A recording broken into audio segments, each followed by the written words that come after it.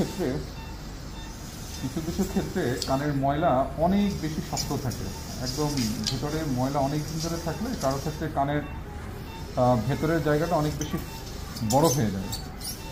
কারো কারো ক্ষেত্রে কানের ছিদ্রটাই অনেক বেশি চিকন থাকে, যার কারণে ময়লা ভেতর থেকে ন্যাচারালি যে বের হওয়ার কথা সেটা সে বের হইতে পারে না, ভেতরে জমে যায়। ওনারও সেরকমটাই হয়েছে, ওনার কানের ময়লা একদম ভেতরে শক্ত হয়ে গেছে, শক্ত হয়ে সেটা ভিতরে জমে গেছে। ওনার কানের ছিদ্রটাই একদম চিকন, যার কারণে ময়লাটা নর্মালভাবে আমরা চেম্বারে চেষ্টা করেও বের করতে পারিনি। রোগীর অনেক বেশি ব্যথা হয়, যার কারণে ওনাকে আমরা অপারেশন থিয়েটারে এনে তারপর কাজটা করতে হচ্ছে। অপারেশন থিয়েটারে আনলে সুবিধা হচ্ছে যে রোগী ব্যথাটা কম পায়। এই কাজটা আমরা ওইখানে করতে খুব কষ্ট হচ্ছিল।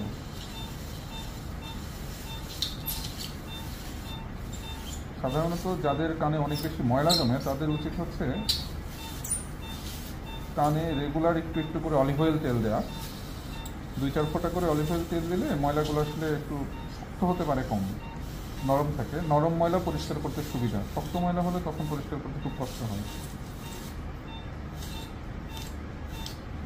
যারা একটু বয়স্ক মানুষ তাদের হচ্ছে কানের মধ্যে অনেক লম্বা লম্বা চুল থাকে, শক্ত শক্ত চুল থাকে, যার কারণে ওই কানগুলো ময়লা পরিষ্কার হতে পারে না ন্যাচারালি।